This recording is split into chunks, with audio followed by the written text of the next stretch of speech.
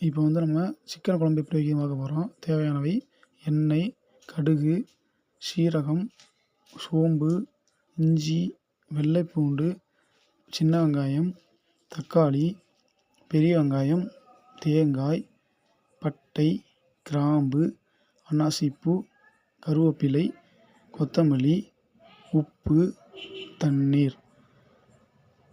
அரைக்கும் பொருள் வந்து இஞ்சி பூண்டு அரைத்தது, சின்ன வெங்காயம் அரைத்தது,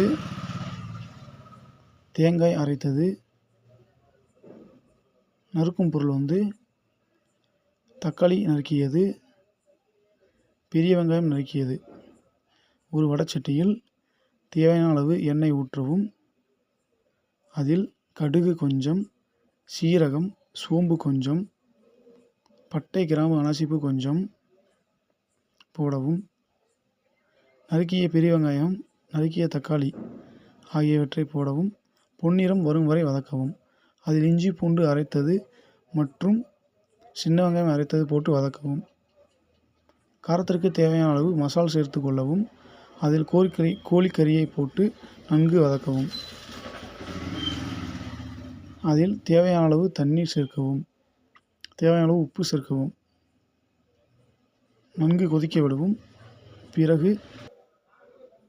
கொதிக்க விட்ட பிறகு அதை வந்து கீழே இறக்கி வைத்து கொத்தமல்லி தூவவும்.